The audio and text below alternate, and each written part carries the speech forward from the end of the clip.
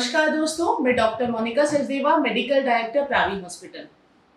आज के 3 सवाल। जी हाँ दोस्तों, आज के 3 सवाल क्या है?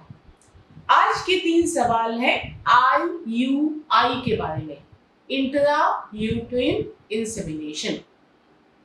इंट्रा यूट्राइन इंसेमिनेशन को अगर मैं सरल हिंदी भाषा में बताना चाहूँ तो बच्चेदानी के अंदर हस्बैंड का या डोनर का सीमन डालना बाय IUI कैथेटर। कैथेटर मतलब एक प्लास्टिक की पतली सी ट्यूब और जिसमें हम देख करके बच्चेदानी का मुंह देख करके उसके अंदर जेंटली इंसर्ट कर देते हैं।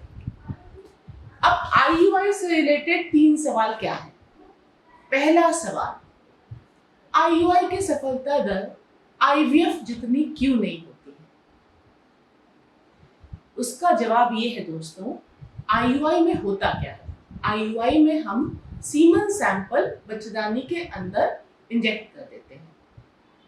अब उस सीमन में से स्पर्म को खुद जाना है अंडे के पास, अंडा जो कि ट्यूब में बैठा हुआ है, और वहां पे उन दोनों को करना है मिलन, फर्टिलाइजेशन, निषेचन। तो ये हो रहा है कि नहीं हो रहा है, इसका पता ना डॉक्टर्स चला सकते हैं ना पेशेंट चला सकता है। इसलिए IUI की सक्सेस रेट IVF जितनी नहीं होती। IVF में हम फर्टिलाइजेशन प्रोसेस को देख पाते हैं, उससे देख पाते हैं कितने भ्रूण बन रहे हैं और भ्रूण की ग्रोथ को और उसकी क्वालिटी को एसेस कर पाते हैं। इसलिए IVF की सक्सेस रेट IUI से ज्यादा।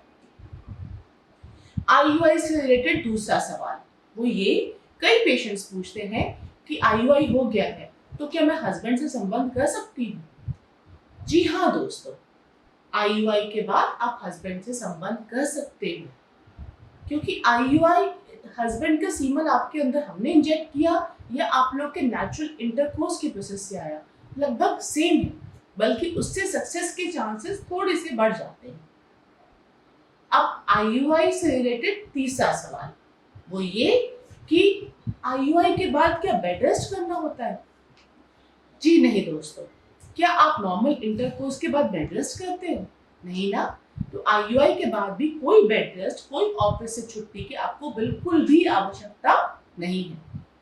कुछ दवाइयां आपको दी जाती हैं, कुछ टैबलेट्स खाने की, कुछ वजाइनल टैबलेट्स, बस आपको वो रखनी है। IUI is more like your natural process.